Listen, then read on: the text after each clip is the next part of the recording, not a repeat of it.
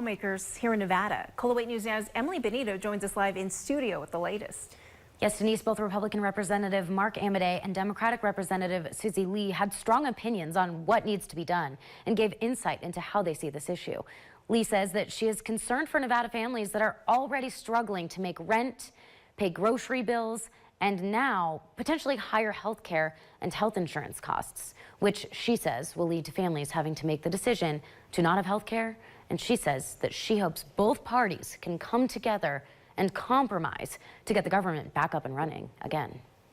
And what we're going to see is millions of Americans are going to make that choice that my parents were forced to make, and then be in a situation where if they get have a health emergency, it's catastrophic for them and their families, like it was for my family. And there's so many of these stories going around this country, and I'm sure you've heard many of them.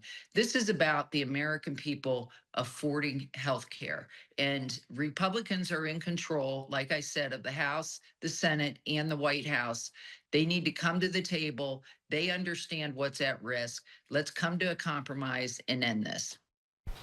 And on the other side of things, while Amodei says that he thinks all of these issues are just talking points, and while he agrees we need reform to the healthcare system, he's concerned about the budget impacts and says that this is really the first time Democratic leaders are able to give their formal reviews of the big, beautiful bill. This is the first opportunity that the folks on the other side have had to revisit the whole, big, beautiful bill stuff, which said we don't want people who aren't eligible for Medicaid and Medicare to be on it, or we want you, if you're on it, to show that you're trying to work. That is not a controversial idea. But now when you get a thing saying, no, we need to do this and healthcare is at stake, I say, really? Well, that's interesting because the solution is about $1.5 trillion.